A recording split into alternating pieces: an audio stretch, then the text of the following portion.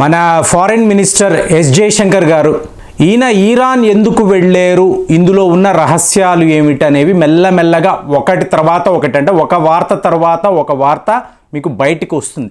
అంటే ఫస్ట్ మనము ఈ చాబహార్ పోర్టుకి సంబంధించిన 10 ఏళ్ల కాంట్రాక్ట్ దీని గురించి మాట్లాడాం. సో ఇవాళ వార్తలు ఏమిటి అంటే ఇరాన్ వద్ద మనము క్రూడ్ ఆయిల్ కొనే ఒక ఒప్పందం.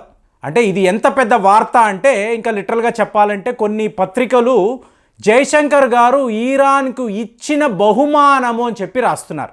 ఏంటండి అంత అంటే గత 5 ఏళ్ల నుంచి కూడా ఇరాన్ వాళ్ళు పదే పదే మనల్ని రిక్వెస్ట్ చేస్తున్నారు, మా దగ్గర క్రూడ్ ఆయిల్ కొనుక్కోండి, స్పెషల్ ప్రయారిటీ కింద డిస్కౌంటెడ్ ఆయిల్స్, అంటే రష్యా వాళ్ళు ఎలాంటి ఆఫర్స్ మీకు ఇస్తున్నారో మేము కూడా అదే ఇవ్వగలము, మేము మీ పొరుగు దేశం కదా, పొరుగు దేశం అంటే ఏంటి, దగ్గరలో ఉండే దేశం కాబట్టి మనకు ఈ కార్గో అనండి అలాగే ఈ ఫ్రైట్ ఛార్జెస్ అన్నీ కూడా చాలా తక్కువ పడతాయి, ఈ విధంగా భారత్కు చాలా ఉపయోగం. సో ఇలా గత 5 ఏళ్ల నుంచి కూడా వాళ్ళు మనల్ని అడుగుతూనే ఉన్నారు. ఇంకా చెప్పాలంటే కొన్ని ఆయిల్ ఫీల్డ్స్ను ఓఎన్జీసీకి అప్పచెప్పాలి అని కూడా ఇరాన్ వాళ్ళు మనకు ప్రపోజల్స్ పెడుతూ ఉంటే మనము నో నో నో అంటూనే ఉన్నాం. ఎందుకు ఇలా అన్నాము అంటే అమెరికా వాడి శాంక్షన్స్, అమెరికా వాడు క్లియర్గా చెప్పాడు, ఇరాన్ మీద మేము శాంక్షన్స్ విధిస్తున్నాము, భారత్ ప్లస్ వాళ్ళ మిత్ర దేశాలు ఎవరైనా కూడా ఇరాన్ వద్ద ఆయిల్స్ కొనకూడదు, ఒకవేళ మీరు కొంటే మేము మీ మీద కూడా శాంక్షన్స్ విధిస్తాము, చాలా తీవ్ర స్థాయిలో మేము ఆంక్షలు విధించే అవకాశాలు ఉన్నాయి, ఇలా మనల్ని బెదిరించారు. మీరు చూడండి 2018 జూన్కి ముందు ఇరాన్ దగ్గర మనము కొనిన ఆయిల్స్ ఏకంగా 2.5 బిలియన్ టన్స్ అండి పర్ మంత్. అంటే మీకు టాప్ 5లో ఇరాన్ అనబడే దేశం ఉంటుంది. తరువాత చూసారనుకోండి మనం ఆయిల్స్ కొనడం అలా తగ్గించుకుంటూ వచ్చి ఇవాళ జీరోకి వచ్చేసాం. ఇరాన్ దగ్గర మనం ఆయిల్స్ కొనం. ఏమండి అమెరికా వాడంటే అంత భయమా అంటే మీకు భయము కాదండి, మీకు వాడి శాంక్షన్స్ అన్నప్పుడు ఆటోమేటిక్గా పేమెంట్ ప్రాబ్లం వస్తుంది, మీకు స్విఫ్ట్ ట్రాన్సాక్షన్ అనేది జరగదు. సో ఈ పరిస్థితిలో మీరు ఇరాన్ దగ్గర ఆయిల్స్ కొన్నారు, అమెరికా వాళ్ళు మీ మీద శాంక్షన్స్ విధించారు, మీరు డాలర్ అనబడే ప్రక్రియలో ఎక్కడా ఏమి కూడా చెయ్యలేరు. అంటే దీన్ని వీడు పెట్రో డాలర్ అంటాడు.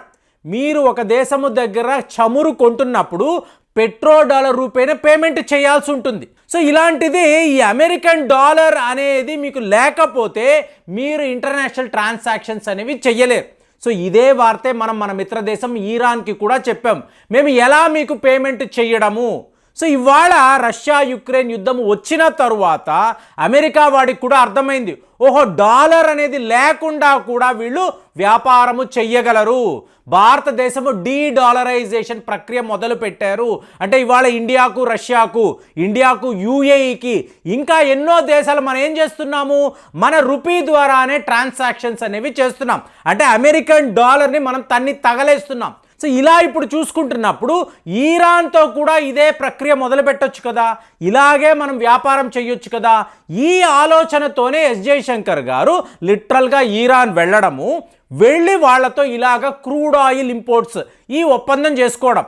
ఇందులో చాలా పెద్ద స్ట్రాటజీ ఏమిటంటే, అంటే భారత్ చేసిన ఈ పనికి తక్కిన దేశాలు ముఖ్యంగా అమెరికా వాడు పని కట్టుకొని యామెన్ మీద ఎందుకు దాడులు చేస్తున్నాడు, భారత్కు వచ్చే ఓడలు, రష్యా నుంచి భారత్కు వచ్చే ఓడలు ఆగిపోవాలి, ఇక్కడ మీకు ఎటువంటి సేఫ్టీ లేదని చెప్పి రష్యా వాళ్ళు కూడా భావించి వాళ్ళ ఓడలను భారత్ పంపడం ఆపాలి. ఇలా చేయడం వల్ల ఇండియాకు చాలా పెద్ద ఇబ్బంది. మీరు మా ఫ్రెండ్ అంటూ ఉంటాడు, ఇండియాకు రష్యాకు మధ్య ఒక బ్రేక్ పాయింట్ ఎలా వస్తుందా అనడానికి అమెరికా వాడు ఇలాంటి మెజర్స్ అని తీసుకుంటూ ఉంటాడు. దాంతో మనం ఆలోచించాం, ఇక్కడ రెడ్ సీ అనండి అలాగే మీకు గల్ఫ్ ఆఫ్ ఏడెన్ అనండి, మీకు ఇక్కడ పరిస్థితి అస్సలు బాలేదండి.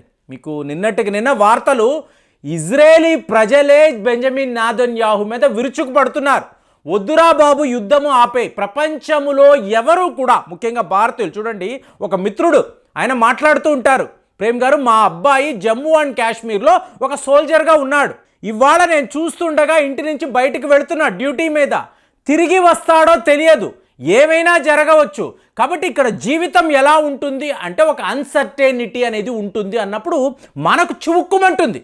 రేపు ఆ పిల్లాడికి ఏదో జరిగింది అనుకోండి, ఆ తల్లిదండ్రుల ఆవేదన ఎలా ఉంటుంది. సో యుద్ధము అనేది ఎవ్వరు కోరుకోరండి, మీరు నేను ఎవ్వరికి వార్ అనేది వద్దు, కానీ మీకు అక్కడ గమనించారనుకోండి, నిన్న ఒకే రోజు ఇజ్రాయెల్ డిఫెన్స్ ఫోర్సెస్కి చెందిన సైనికులు 24 మంది ఒకే షాట్లో మరణించారండి. మరి వాళ్ళ కుటుంబాలకి ఎలా ఉంటుంది? ఎవరు కోరుకుంటారు? ఇప్పుడు ఇజ్రాయెల్ పని కట్టుకొని గాజా దాకా వెళ్ళి ఎందుకు యుద్ధము చేయడము? అసలు ఈ హమాస్ తీవ్రవాదులు ఎందుకు ఇజ్రాయెల్ మీద ఇలా దాడులు చేయడము? నేను గొప్ప అనుకుంటూ ఇలా యుద్ధాన్ని పొడిగించుకుంటూ పోతూ ఉంటే ప్రాణ నష్టము, ఆస్తి నష్టము తప్ప ఎవరికి ఏది మిగలదు కదండి. యుద్ధము అంటేనే ఒక మ్యాసివ్ డిస్ట్రక్షన్ అందరికీ తెలుసు. అయినా కూడా ప్రపంచం ఒక మూర్ఖపు ఆలోచనలో ఉండి ఇలా యుద్ధాలు చేస్తూ ఉంటారు. ఇవాళ మీరు చూసారనుకోండి, ఇలాంటి ఒక పరిస్థితిలో ఇజ్రాయెల్ వాళ్ళు గాజా దాకా వెళ్ళి ఎలా చిక్కుకుపోయారంటే, ఒకవైపేమో హమాస్, ఇంకొక వైపేమో హిజ్బుల్లా తీవ్రవాదులు.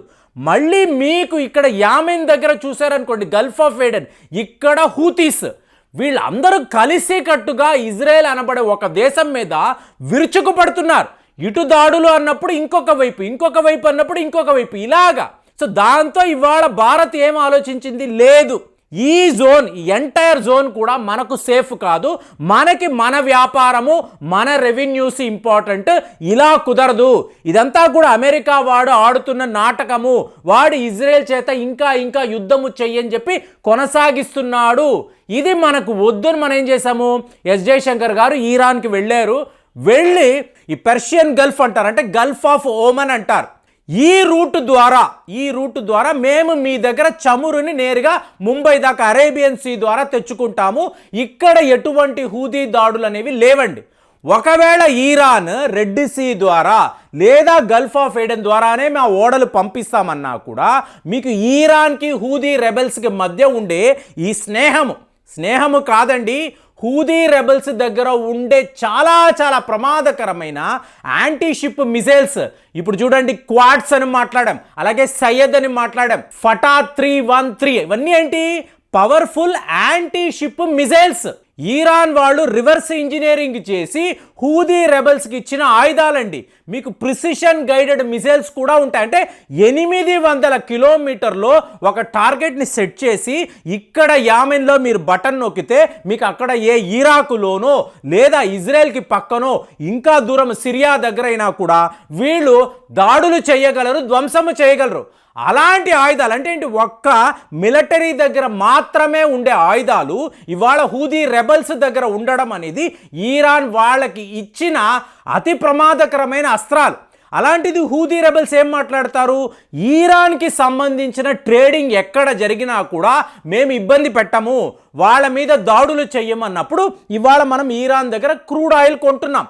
కొన్నప్పుడు మీకు హూదీ రెబెల్స్ అక్కడ ఈరాన్ జెండా అనండి, భారత్ జెండా చూసిన తరువాత మన ఓడలను ఏమీ కూడా చెయ్యరు, ఎటువంటి దాడులు ఉండవు. ఈ రకంగా మన క్రూడ్ ఆయిల్ అవసరాలు అనేవి మనం 100% తీర్చుకోగలము. ఒకప్పుడు టాప్ 5లో ఉన్నారు, ఇవాళ వాళ్ళు టాప్ 2 పొజిషన్లోకి వస్తారు. రష్యా తరువాత ఈరాన్ మనకు హైయెస్ట్ లెవెల్లో ఆయిల్స్ పంపించే దేశాలుగా మీకు నెక్స్ట్ 2 మంత్స్లో మనం చూడబోతున్నాం. అంటే ఏంటి? ఇరాక్ నుంచి వచ్చే ఆయిల్స్ ప్రమాదంలోనే ఉన్నాయి. అలాగే యుఏఈ అనండి, సౌదీ అరేబియా, వీళ్ళ ఆయిల్స్ అంతా కూడా ఇండియా దాకా రావాలన్నప్పుడు అక్కడ సేఫ్ జోన్ లేదండి. హూదీస్ దాడులు చేయకపోయినా అమెరికా వాడు చేస్తాడు. ఇది ఈరాన్కి మనం ఇచ్చే బహుమతి. ఎందుకు చెప్తున్నాను? ఈరాన్ వాళ్ళు పాకిస్తాన్ మీద ఏ క్షణములో అయినా దాడులు స్టార్ట్ చేయొచ్చు. ఇలాగ మనం పాకిస్తాన్ మీద ప్రతీకారం కూడా తీర్చుకునే అవకాశం ఉంటుంది. చూడండి, ఒక చిన్న యాక్షన్ ఎన్ని రకాల రిపర్కషన్స్, ఎన్ని రకాల కాన్సిక్వెన్సెస్కి దారి తీస్తుంది. ఇది ఒక అద్భుతమైన నిర్ణయము జయశంకర్ గారు తీసుకున్నది. మరి దీని మీద అసలు మీ స్పందన ఎలా ఉందో తెలియజేయండి. మళ్ళీ వచ్చే వీడియోలో కలుద్దాం. జై హింద్.